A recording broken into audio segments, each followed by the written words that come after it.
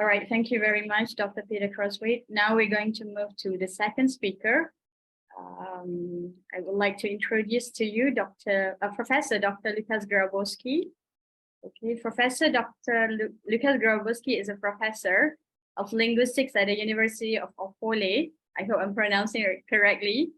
Poland. Yes, very well. Yeah, yes. His main research interests include corpus linguistics, formulaic language, translation studies, and computer-assisted methods of text analysis. In 2013, he was a postdoctoral research fellow at the Center for Advanced Research of English Care at the University of Birmingham. And in 2019, he was a visiting researcher there, funded by the Polish National Agency for Academic Exchange. He also worked at the University of Ostrava, Czechia, and on a number of corpus projects at the University of Lodz, Poland, and also Aston University, UK. He is the editorial board member of English for Specific Purposes and Applied Corpus Linguistic Journals. So, ladies and gentlemen, please welcome Professor Dr. Lukasz Grabowski with a talk, A Corpus-Informed Study of Phraseology, Markers and Breakers in English, the Case of So to Speak. Okay, Professor Grabowski, the floor is yours. Thank you so much. Thank you very much for this invitation. I'm honored to be here. I just wanted to double check, actually. Can you hear me okay? Yes. Is everything fine? Yes. Yes. Okay, so thank you so much. I'm going to share my screen now. I've changed the computer, in fact, because I have some problems with camera, but I hope that now it's working fine, right? Yes, it is. Right. So my presentation will be slightly different actually from Peter's presentation, because it would not focus actually on a particular resource. And we know nowadays actually that it's important actually both to build some corpus resources on the one hand, and then also on the other hand actually to conduct corpus studies.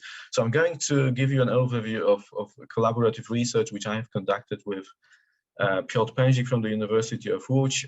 We have focused on so-called phraseology markers in the English language, and we looked into them through a corpus data. Hence the title of my talk, A Corpus-Informed Study of Phraseology, Markers and Breakers in English. In particular, we focused on the phrase so to speak. So the presentation, well, the plan of my presentation is as follows. First of all, I'm going to give you a very brief overview of sort of theories behind, phraseological, behind phraseology, behind approaches actually to study phraseology and formulaic language in texts.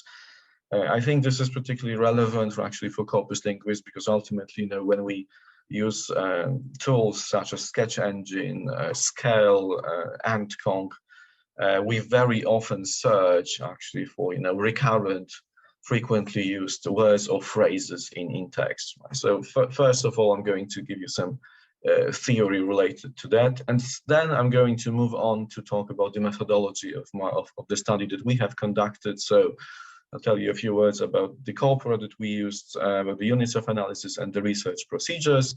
And then I will present the findings of our research, looking into frequency distributions of those phraseology markers that we have studied. I will also give you a brief overview of the results of qualitative analysis that we have conducted, analysis of discoursal functions of those phraseology markers, and also a more specific case study, right, where we have tried to extrapolate those results actually to wider collections of texts. And then hopefully we'll have some time for discussions, conclusions, and questions related to the results of this study. Right. So first of all, I'm going to start with some general remarks related to identification of phraseological expressions or phraseologies in text. How do we identify them, right? And when we look into specialized literature, we have noticed that researchers use various criteria and when they want to identify instances of prefabrication, phraseology, or formulaic language in text. More traditionally, the criteria that were used can be called probably formal linguistic criteria, right? Because the assumption was that phraseological expressions are often figurative and syntactically petrified, right? Figurative in a sense that the meaning was non-compositional, right? And here, the criteria which were used most often by those linguists who actually followed those formal approaches to study language. The criteria included, for example, non-standard morphosyntactic patterns, constituent non-substitutability, so we cannot exchange constituents in an idiom, right, or a phrase, and semantic non-compositionality. Then with the development of corpus linguistics, as we all know, especially here, more and more important were the frequency-driven or distributional criteria, right? Because the assumption was that phraseological expressions are significantly recurrent. They occur frequently in text. And here we have various measures of collocational strength or attraction. We also have measures of collocational repulsion, right? The words which do not like each other. And we also have criteria such as frequency distributions in texts and speech, right, with some arbitrary frequency and distribution thresholds, especially those of you who actually conduct research on lexical bundles know what I mean when we basically analyze a collection of texts, and then we want to identify clusters or n-grams of 3, 4, 5 words. It is very important then actually to decide what this frequency and distribution threshold should be. We also have a tradition of psycholinguistic research on formulaic language in particular, and here a slightly different criteria that are used by researchers. Researchers use eye tracking, they measure reaction times, for example, to check whether a phrase could be treated as a holistic phrase or a phrase which has been produced ad hoc as we speak, right? And when we talk about those criteria, we could spend a long time actually on them. We have loads of references related to those criteria, to identification of phraseological expressions, references grounded in corpus linguistics, lexicography, and corpus development, right? So I've included some of those references here, right? Today, I'm going, in fact, to talk about something more specific, namely the so-called phraseology markers. And here with this slide, I'm going to actually explain what I mean here by those phraseology markers. When we think about how we use language, this is actually the example from the monitor corpus of English called MONCO, which has been developed at the University of Łódź. It is a monitor corpus of English which is updated on a daily basis. It's freely available actually at this website, monco.phraseo.com. It's updated with 8 million words every day, in fact, right? So you can give it a go if you want. And when we look at some examples, I looked actually into the phrase, as they say, we have noticed that sometimes when we use language, those phraseological expressions, like it takes two to tango, for example, it is explicitly marked by speakers, right? As they say, it takes two to tango, right? So we have a phrase which is idiomatic here, it takes two to tango, and it is sort of explicitly marked by speakers. So we can see that this item, as they say, performs some specific discourse functions in the language that we use. And here I was actually thinking, is it the only function that phrases like this, as they say, so to speak, as it were, perform in the language that we use, right? So this slide actually probably provides some motivation actually to undertake a study like we have done. And then when we delve deeper into specialized literature, we can notice that there is a lot of research on, well, a lot maybe is an exaggeration, but there is some research on so-called textual indicators of prefabricated language, right? So on the one hand, researchers use those formal criteria, distributional criteria, psycholinguistic criteria, but we can also notice that there are some orthographical linguistic devices which can be used as a sort of complementary method of identification of formulaic language. What do I mean here? I mean, punctuation marks. Very often, we include some phrase actually in quotation marks, for example, to emphasize its conventionality, its figurativeness, right? But apart from punctuation marks, we have a number of routine or conversational formulas, such as they say, so to say, so-called, so to speak, as it were. In the words of popular wisdom has it that, as the adage goes, the proverbial N, right, which are often used actually as we speak or write to introduce a formulaic language, right? So formulas like this, and there has been some research conducted by Czech researchers, Polish researchers, Spanish researchers on those textual indicators of prefabricated language.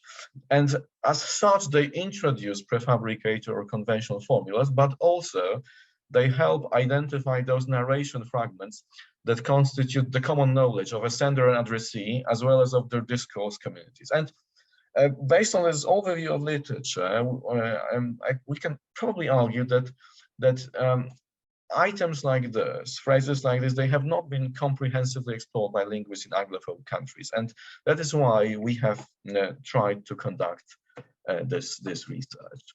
What are those phraseology markers, right? We believe that they are a type, I mean, phrases like, so to speak, as it were, they're a type of sort of metalinguistic criteria of identification of phraseological expressions. Because when we think about it, formally, those phraseology markers are relatively stable, although potentially extensible set of lexical devices, which are used in the language that we speak to signal our metalinguistic reflections on phraseological prefabrication. When you think about it, right, in what contexts do you personally use phrases like, so to speak, as it were, so to say, etc. Right? It seems that both in casual and technical contexts, speakers and writers of English, and I believe that of at least a few other languages as well, they occasionally happen to explicitly judge certain expressions as proverbial, conventional, idiomatic, or prefabricated. Why? Well, this is largely because we share some basic intuition of idiomaticity, right? All of us. As casual language speakers, probably we can tell, at least in some cases, when a word combination is prefabricated, and we sometimes feel it necessary to make it explicit. To give you an example, right? For example, the phrase proverbial, right? Sometimes, we have, when we say something like, we have hit the proverbial wall, this hit the wall, which is an idiomatic phrase here, because it has non-compositional meaning. We do not literally mean that we hit the wall with our head. It is marked as prefabricated verbal idiom by the phrase proverbial, right? We have hit the proverbial wall, right?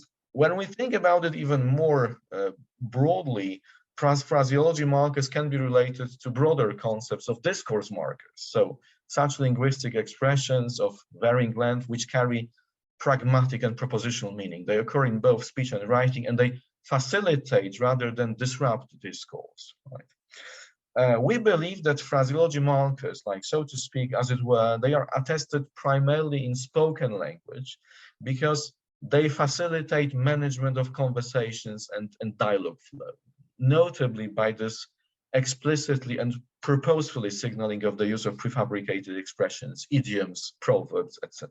Right? Because sometimes language speakers, they may mark the use of prefabricated language on purpose. For example, when we lack confidence about the conventionality of a prefabricated expression. It may be due to our peculiar idiosyncratic stylistic use of language. So we want to explicitly signal this instance of prefabrication, but we may also try to achieve some specific pragmatic effect. For example, we may want to appeal to conventional wisdom. We may want to express irony, humor. We may emphasize something. Phrases like this may help us recollect something from memory. Also, phrases like "so to speak," as it were, may be used to fill a pause during a conversation, right? So that's why we believe that the phraseology markers can be more broadly related to the concept of discourse markers, right? So this is the theoretical background. What we wanted to do actually in this study, we tried to consult large language corpora of English and Polish as well, but because of the fact that we are all interested here in the English language, I decided actually to skip this part of our research, which actually refers to the Polish language. So we consulted a large language corpora of English to describe, in the first place, frequency distributions and pervasiveness of such phraseology markers in texts. This is the first goal. And second, wanted to verify what types of prefabricated expressions, fixed expressions, idioms, proverbs, sayings, quotations, winged words are introduced in text by phraseology markers like this. So we focus primarily on spoken language, but we're not limited to it. Why primarily on spoken language? As I have said, as we believe that phraseology markers like this are found in transcripts on conversations in a broader spectrum of functions than in written text. This is the first thing. And second, as we all know, spoken language is completely different than written language. It is subject to time constraints and it happens in real time, unlike the production of written text, right, which can be edited out sometimes as redundant. So we selected one group of formally, semantically, and as we believe, pragmatically similar phraseology markers found in the English language. So to speak, so to say, and as it were. Okay. As you can see, they have very similar definition in English dictionaries, so we can refer to them as loosely equivalent, right? So here we have some definitions from the Oxford English Dictionary, from the Cambridge Dictionary, and from Merriam-Webster Dictionary, right? And we can see that there are the description, I mean, their denotation, right, focuses on one particular function. They're used to highlight the fact that one is describing something in an unusual or a metaphorical way.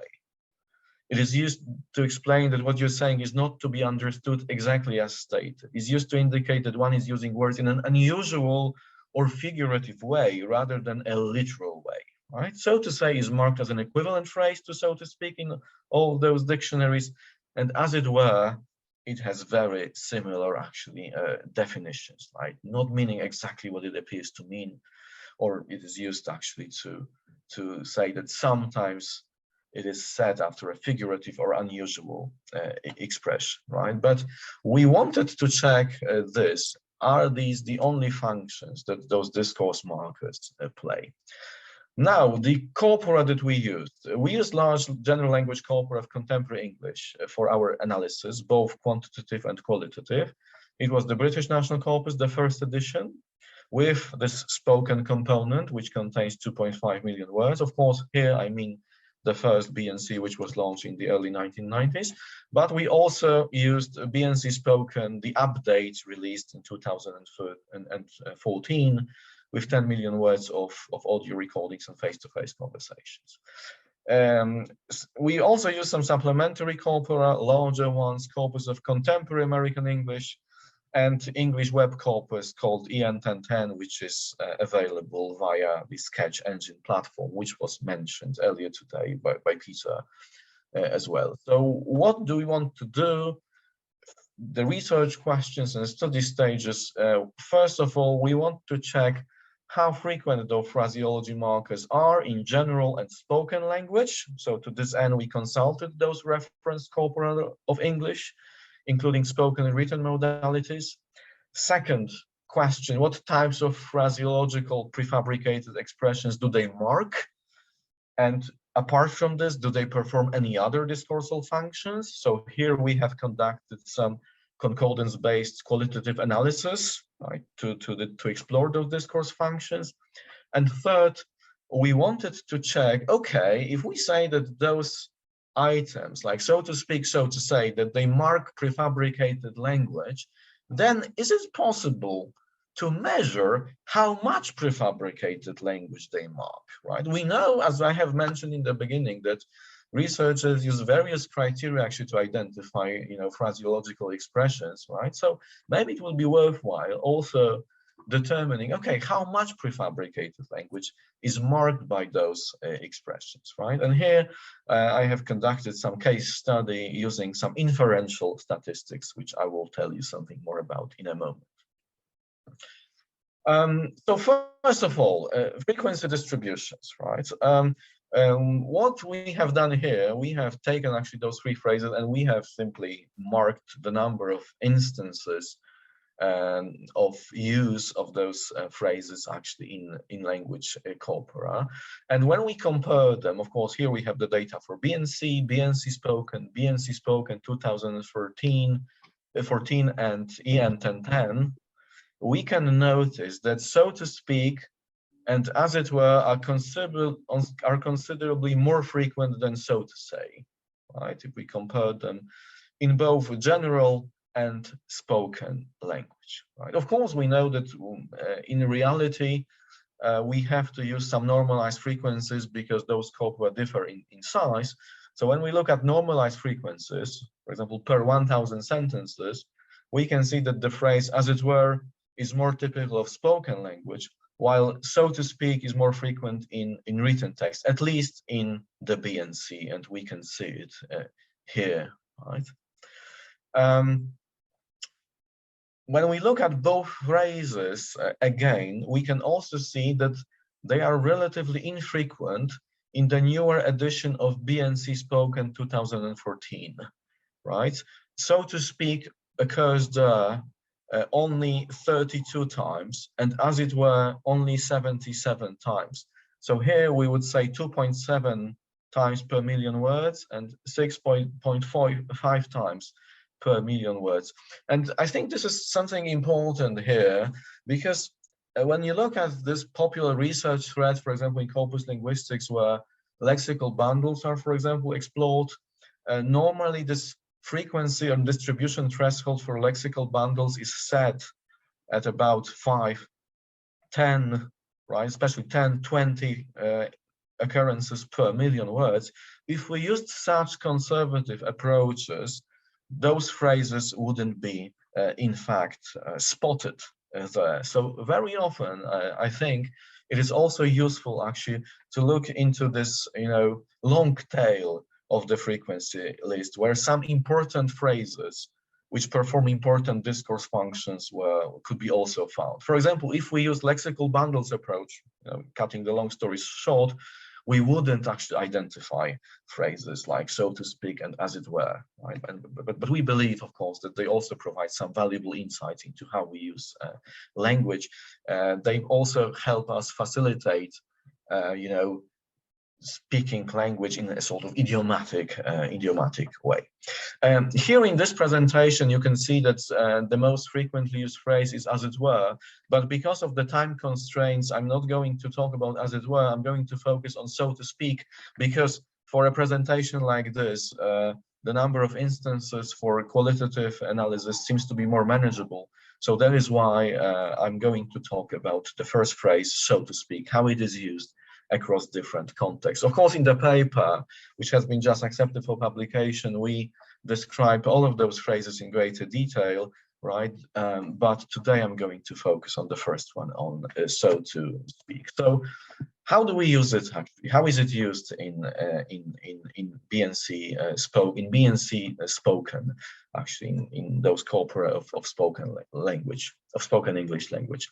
When we conducted this qualitative analysis, of course, as we have noticed earlier, this phrase, so to speak, is used 39 times in BNC Spoken and 32 times in BNC Spoken 2014. And we have noticed that in 5 instances, it is used to highlight that a speaker is describing something in an unusual, that is, idiosyncratic or metaphorical way. In such instances, we call so to speak, as sort of novelty marker, right? If you look at those examples, right? Sorry, this is pretty mind-blowing, but he's got himself into difficulties because he thinks that beauty is not, so to speak, a logical constructions. He had these cars at his command, so to speak. At this house as the big house, so to speak. When, of course, probably shouldn't quote this, someone was trapped in their own bodies, right? So these are the instances which show that phrases like this, so to speak, they are used to highlight that the speaker is describing something in an unusual, idiosyncratic, or metaphorical way. And this use, to a greater degree, corresponds to those dictionary definitions of those phrases, right? 5 times it is used to signal phraseological prefabrication. It was used to signal phraseological expressions. We can call this, was used as a phraseology marker. And those phraseological expressions, as you can see, they include habitual collocations, idioms, and conventional sayings, like to go downhill, so to speak. They've put me out to grass, so to speak, right? It would be very easy to do if one just kept the pot boiling, so to speak. It takes 2 to tango, so to speak. You have to green and bury it, so to speak. Not really we are not really in the thick of it, so to speak. So here we can see that the discursal functions is completely different. It is used, so to speak, as precisely as a phraseology marker. It is used to signal not some idiosyncratic, unusual phrases, but it is used to signal those habitual collocations, idioms, and conventional sayings. So here, it is prototypically a marker of phraseological prefabrication. That's why we call it a phraseology marker. We've also noticed that once in the full version of the BNC corpus, it is used creatively as a sole and we use creatively, we called it a phraseology breaker, so to say, in the context of golf game, to introduce a peculiar variation of an idiom of biblical origin to rise from the dead, right? It's an old idiom actually of biblical origin, which simply means to be successful, popular again after a period of not being successful, popular, right? And here we have a fragment, a text fragment in the context which refers to the game of golf. And here it is used, but he was risen from the golfing dead, so to speak, right? Of course, this used is not. It is not used is not used and related to a popular board game, right? But it is used somehow to signal phraseological variations. So we have a sort of canonical form of an idiom, but by using this phrase, so to speak, we sort of break it, right? We can say we exploit this idiom actually to produce an interesting context-related variation of an idiom. And then when we look at the phrases like this in a larger corpus, there are more variants of this idiom, which is adapted to specific context. For example, risen from the near dead, risen from the freaking dead, risen from the political dead. Notably in political discourse, we can see that we have many different non-canonical variants of this classical idiom.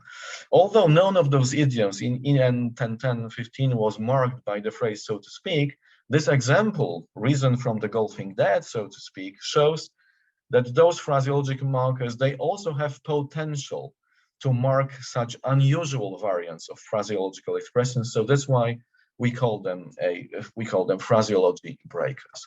So as a follow-up from this quantitative analysis, we have noticed that phraseology markers, they perform various textual functions, which may range from marking phraseology, but also breaking phraseology, breaking formulaic language, like risen from the golfing dead. In general, we may argue that they help emphasize that a given expression is indeed metaphorical or unusual when referring to something in the course of speech. But of course, as we have seen, it remains unclear to what extent phraseology markers mark prefabricated language, right? So to what extent this is happening when they are used to mark conventional figurative idioms. So to this end, we decided to conduct another study to verify how much prefabricated language is marked by particular phraseology markers as compared with its total frequency of use in a corpus.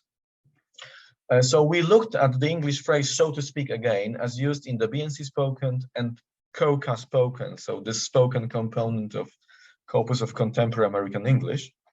And what we wanted to do, we wanted to assess how many instances of prefabricated language are marked in this way. So instances of prefabricated language, we mean idioms, proverbs, sayings, routine formulas, which are recorded in English dictionaries. Right? And we have found, at least in the BNC spoken, where we have, again, we have found 39 occurrences of this phrase, that in the majority of cases, it is used to highlight the fact that one is describing something in an unusual or metaphorical way.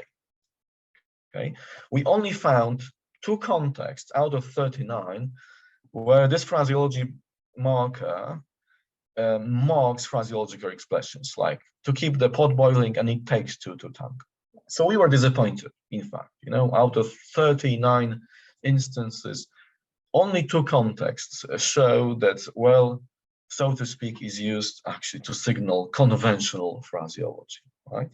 So we have concluded that, well, maybe a small size of the BNC spoken corpus and low number of occurrences, they make any estimate of formulaic language marking unreliable. So that's why we turned to a larger corpus, to the spoken component of the corpus of contemporary American English. And here, this phrase, so to speak, occurs more than 1,000 times, to be more precise, 1,321 times. So what we have done, we extracted 2 random samples with 100 occurrences, right, of this phrase, so to speak, in context.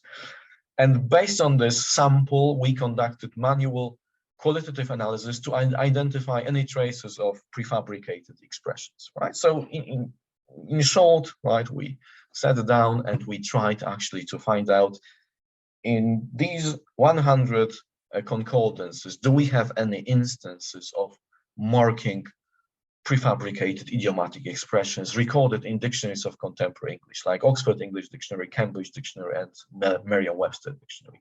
And in this sample of 100 occurrences, we found 15 examples like this. And here you have the full list. Tread the boards, push the envelope, get under someone's skin, etc., etc. And also you have some examples of use, right? So in the sample of 100 concordances, 15 times. Okay. But of course, we tried to extrapolate this result because we know we only had a sample of 100 concordances taken from the whole population of 1,321 contexts. So we wanted to extrapolate this result to this entire population of texts. So to this end, we used corpus frequency wizard to measure the precision of our estimate by calculating a confidence interval at the level of 95%. So we wanted to check how valid our estimate is. So we have explored 100 contexts, but of course we know that all in all we have more than 1,300 contexts. So the confidence interval at the level of 95% shows that there is a 5% risk that at a given confidence interval, so to speak, performs other discourse functions than marking phraseological expressions. And we found that this confidence interval ranges from almost 9% to almost 24% of the total number of occurrences. So we can argue that, so to speak, marks prefabricated expressions in between 118 and 315 times in the analyzed dataset, which includes 1,321 instances. So this is what we do very often, when we analyze how some words or phrases are used in context, because ultimately when we have to remember this, actually, when we search for something in a corpus, right, we key in the word or phrase and we are searching for the form, but we know that in reality, what we are searching for is the meaning, right? But what we get is the form, and we have to, in order to identify a sense of a word or phrase in context, we have to look into the meaning. And we know that we have homonyms, that words are polysemous, and this meaning may vary. And sometimes, when you have like the result with 1,000 or 10,000 occurrences, it is very difficult to analyze everything qualitatively because it's labor intensive and time consuming. So very often, we use estimates like this. We calculate a confidence interval because we want to estimate our results on a smaller sample in order to extrapolate it reliably to the whole population of texts, right? So here 118, 315 times in the analyzed data sets. And again, we're kind of disappointed because, you know, okay, you want to answer this question, how much prefabricated language is marked, but this range is very wide. This confidence interval is wide and imprecise, and we can believe that if we had taken any other sample of 100 concordances, the figures would be much different, right? So what we decided to do, we decided to use another sample of 100 occurrences, right? And merge both samples to lower this confidence interval in order to neutralize this impact of data variability in the samples. And so we inspected one more sample of 100 random occurrences, and here we found 24 examples of marking phraseological expressions, and we have those expressions like take a break, turn the tide, fall into the wrong hands, etc.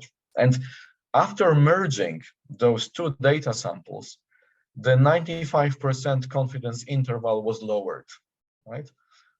Now it is between 14% and 25% of the total number of occurrences, right? So this will be the result. If we have overall, if so to speak, occurs in this COCA spoken 1,321 times, after analyzing those two samples with the 95% confidence interval, we can argue that in between 190, 341 occurrences, so to speak, signals prefabricated expressions, with, of course, a 5% risk that this estimate is incorrect. And here we have those examples, which again show what we have found. So recapitulating the study, we have noticed that phraseology markers, like so to speak, so to say, as it were, etc., they perform two opposing functions with respect to the use of formulaic language. First, they are used to mark conventional prefabricated expressions that contribute to formulaicity of speakers' utterances, right? As we have seen, we have loads of idioms which are marked, loads of canonical idioms that are marked by such phrases. However, they are also used to mark expressions or phrases that represent unusual, unconventional, idiosyncratic phrasings, which are unattested or rarely used in native texts. Okay, and these are sort of novel and idiosyncratic phrases. Paradoxically, we have noticed that phraseology markers, they perform the function of a sort of phraseology breaker, where the fixed or canonical form of a phraseological unit is modified, like risen from the golfing dead. Yet, of course, it is still possible for speakers or writers to intuitively trace back to its very source, so to the canonical form. So when I see a phrase like risen from the political dead, from the golfing dead, right, we can trace back the origin of this phrase to this canonical form, like risen from the dead, right? So recapitulating, we have put forward actually some typology of such phrasings, whereby they are pragmatically multifunctional, and in different contexts, they may perform various roles. So they may be used as phraseology markers, marking phraseological prefabrication or idiomaticity, cutting the long story short. They may be used as phraseology breakers. They may be used to mark phraseological innovations or variability when you look at idioms, right? Canonical idioms, how varied they are, right, here. And they may be used as novelty markers. They may be used to mark highly individualized idiosyncratic phrasings, which are rarely or sometimes never attested in huge language corpora. And I think this typology does justice to this wide range of discourse or functions that phrasings such as so to say, so to speak, as it were, may perform in natural discourse. Okay. Now, speaking of the amount of prefabricated language it signals, well, it seems that our result, whereby prefabricated language is signaled only in the range of 14 to 25% of its occurrences in the COCA corpus, means that the function of, so to speak, as it were, so to say, as a phraseology marker is not a central one. It means that in between 75 and 86% of occurrences, it may perform some other functions of phraseology breaker, novelty marker, or maybe there may be some more fine-grained discursive functions that those phrases play. But of course, this claim, we don't know it yet. It should be further verified using empirical research.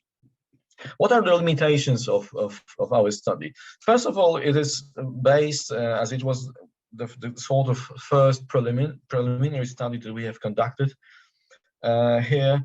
It is based on a small subjective selection of phraseology markers, right? As I have mentioned, we have selected 3 of them, right?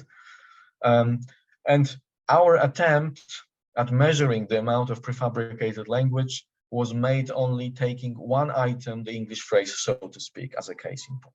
Right? So this is another limitation.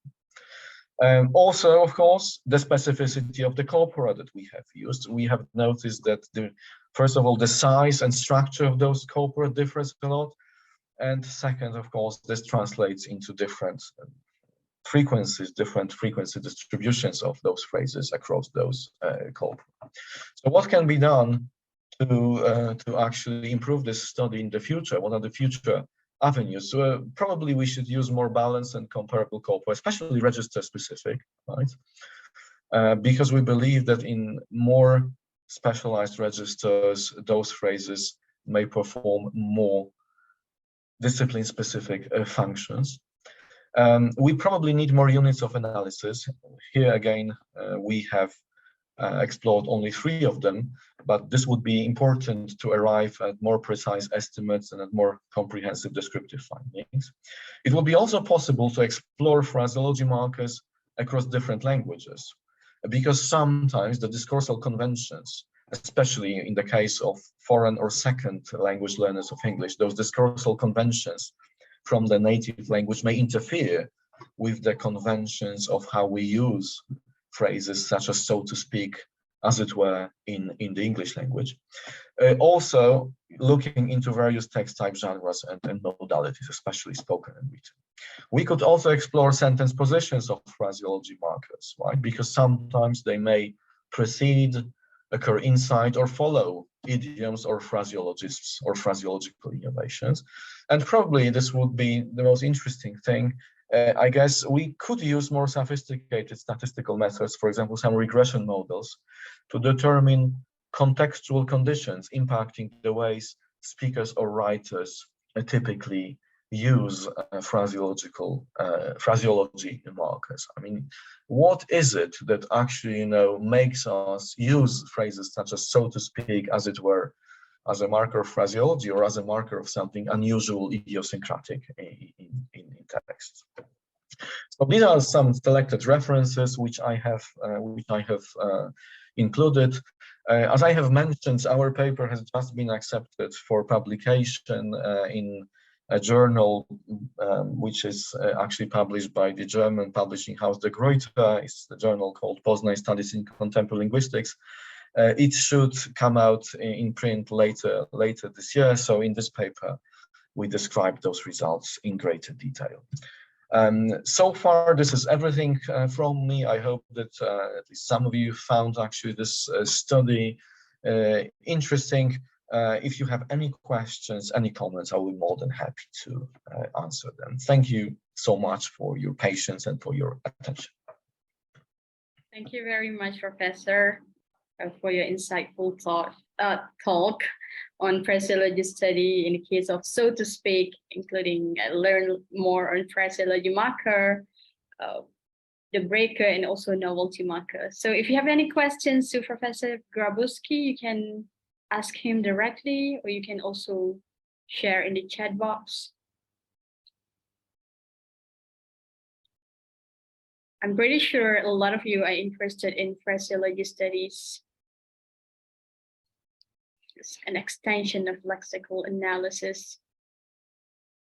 Anis, while we're waiting, maybe I have one question to ask Professor.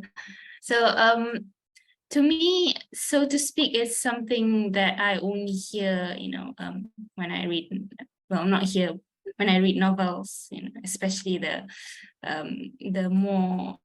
older ones or the historical ones. And it was only recently that I heard this one lecturer in Malaysia speaking it, using that word. So it's very unusual for me to encounter this. So I was wondering, for you, what was your motivation to study this specific phrase? I mean, the sort of motivation was twofold. First of all, it was the sort of interest in phraseology, right? So in the very beginning, I come from Poland, and I was trained in this sort of, traditional approach, right, to phraseological research, where phrases such as, where idioms, right, proverbs or sayings were in the center of phraseological research. And I think it's also reflected in some resources which you sometimes use actually for teaching English actually to foreign or second language learners, like dictionaries of idioms, right?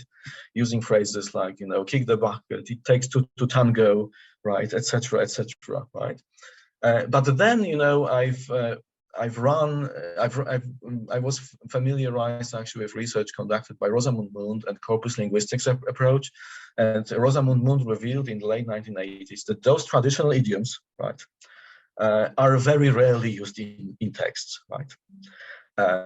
Then we had this advent of research on so-called lexical bundles, very popular approach actually, right? When we focus on frequency distributions, and in most cases, for corpus linguists, what phraseology is, these are precisely lexical bundles, p-frames, phrases which are compositional in meaning very often, like, as a result, on the contrary, in the nature of the, etc., etc. They are kind of epitome of phraseology, right, for corpus linguists, okay?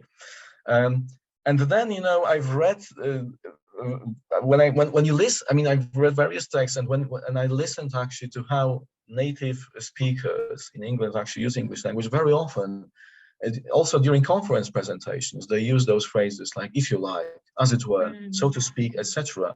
And I was wondering, is it really described in a comprehensive manner how we use them in reference works on the English language? And I was kind of disappointed, right? I found some research on phrases like this, formal equivalents of phrases like, so to speak, as it were, in Polish linguistics, Czech linguistics, because I can read texts actually in those languages. And I noticed that there is some niche, right? So first of all, my motivation was purely, theoretical, right? And second, when you even think about how we use them, very often they are used as those pause fillers. They are kind of used to help us achieve this idiomatic language use, like, so to speak, as it were, etc. Right? And then I also worked with Piotr Pędzik at the University of Łódź, and one of the goals that we had, apart from developing an English-Polish parallel corpus, using some vector-based models, which are now popular when you have ChatGPT, one of the goals was also to collect data for the so-called spokesbeast corpus, a corpus of interactions of customers who call helplines of various, corporations, insurance corporations, medical corporations, etc.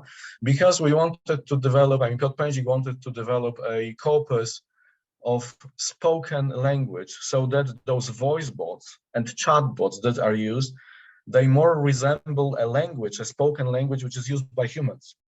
And then it turns out that those simple phrases like, okay, so to speak, as it were, they were very important because they contribute actually to naturalness of spoken language, right? So my motivation was actually twofold.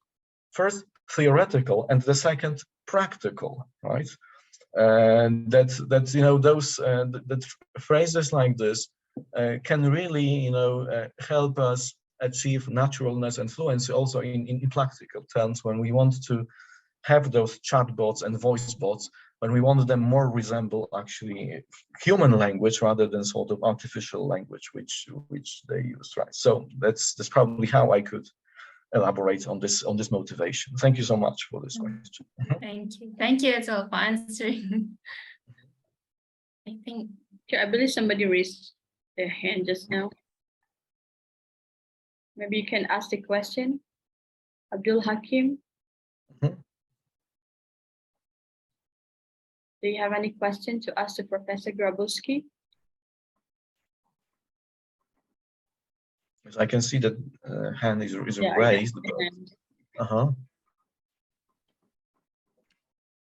or is it just a hi, perhaps?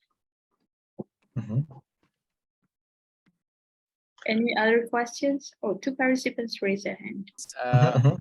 I have a question, if you don't mind, Doctor. Yeah, sure, absolutely. Yeah, you said ChatGPT is useful. Yes, it is useful, but sometimes we need to be careful, take a closer look, and think critically. Yes. Yes. Absolutely. I just wanted to add that. Thank you. Thank you so much. And of course, you've mentioned if you can get the slides, of course, feel free to email me. I will send you the slides, okay? Or I may send the slides to the organizers of this meeting and you can share them. No worries there, right? Absolutely. Thank you so much. Thank you so much. Thank you. Okay, any more questions? Thank you very much, Abdullah Omar from UPM. Yeah, I have a question, Prof. Mhm. Your study just now was on the ready-made corpus, right? Mhm. Was it in BYU? Is it you? Did you take it from BYU? Yes, the corpus of contemporary American English. Yes. Right. I wondered if you if that you're aware of any studies that have gone into non-native corpus, where other languages, other English uses corpus from other countries, and not just L1 speakers. And do you see them using the so to speak and all that right after an idiom, or is it more of just inserting it for as an enhancer? I mean, do you know of any studies other than L1 corpus? Thank you very much for this question. This is very important because I've also addressed this actually in the limitations. In fact, you're absolutely right. I looked into the corpora of native English, right? British English and American English. And in those limitations, I've actually signaled that it would be useful actually, to conduct research like this on learner corpora in particular, because it may seem that, how phraseology markers like this, phrases like so to say, so to speak, as it were, maybe they are used in different ways by foreign or second language learners simply because the discursive conventions from the native languages of foreign or second language learners may come into play here, right? And I think it will be useful. Personally, I haven't found any studies actually on how phrases such as so to speak, as it were, so to say, are used by non-native speakers of English, but I would be really interested actually to see those. On the other hand, I'm familiar actually with studies of phraseology markers like this in other languages, Polish, Czech, and Russian, but of course, this is not English language data, right? So it's a completely different area, right? All right, that is interesting. A gap in research, perhaps, for research students to pursue. Yeah, probably. Yes. Amazing, I think in the next MA seminar, probably, right, it will be a good BA or MA seminar. It will be an interesting actually topic actually to study, right? What the discursive functions really of those phrases are here, because when you looked when I presented those slides, when I looked at these phrases in dictionaries, how they are defined in dictionaries, there's one aspect of them which is signaled, that is, marking unusual or idiosyncratic phrases, right? Okay, but it seems that it's not as simple as that. We have evidence that they mark idioms, right? We have evidence that they mark some variation of idioms. It's like, when you look at this theory of norms and exploitations by Patrick Hanks, right? We can see how grammar rules applied to idioms are exploited, right? Reason from the golfing debt, reason from the political debt, etc. And third, well, yes, they are used to mark some unusual idiosyncratic phrasings, which are not, very often are not actually attested in corpora of native language, right? It's seldom actually to use these constructions for non-native speakers or second language learners.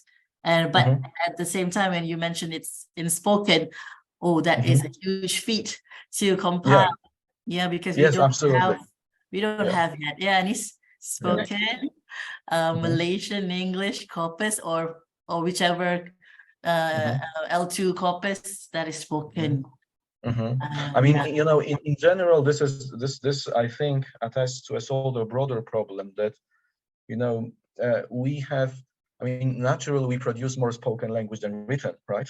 When we look at the language that we produce, but of course, because of time constraints, financial constraints, we more often use written corpora of written language, right, for our studies, right? And most of the insights about how we use language are based on written texts, right? But then spoken language, this is something where you can identify loads of gaps because we simply do not have adequate resources, right, to study spoken language in a comprehensive manner. So maybe it will change. We'll see what happens in the future. Thank you, Prof. Great sharing. Thank you. Thank you very much. Maybe we will read the final question from Alex. Professor, do you think a spoken corpus might yield different data? Yes, I think so. I think that, you know, what we have noticed, these were only some preliminary results, right? But we believe that in spoken language, which is, you know, subject to more constraints, it happens in real time, you know. There are also some prosodic markers which come into play. I believe that the discursive functions of such items, like so to speak, so to say, as it were, etc., will be broader as compared actually to written language. This requires verification. However, this is my intuitive finding based on this preliminary research which I have conducted. But I think, yes, there is something in it, and it requires exploration in the future. Okay. Oh, maybe we have one more. Do you in any way examine similarities in the nature of using these two phrases in written and spoken discourses? Oh yeah, so this is basically what I've just said, really, right? That based on those preliminary findings, yes, we can see that in spoken language, this range of functions may be broader than in written language, but it requires verification, right? All right, I think that's all for today's session. Thank you very much, Professor Grabowski, for your time. Thank you so much. Thank you for this invitation. It was a pleasure.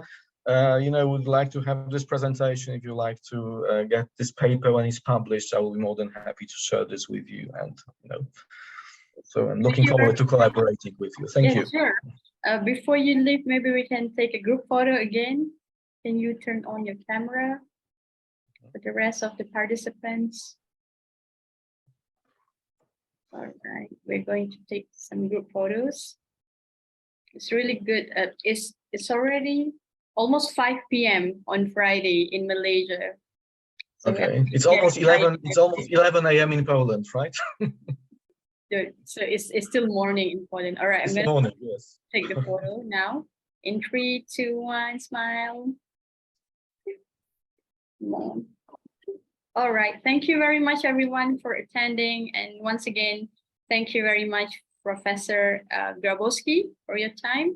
I hope to see you all again in the next webinar organized by MCRN. Till then, have a good day, everyone. Take care. Bye. Thank you. Thank you so much. Bye-bye. Bye, everyone. Thank you.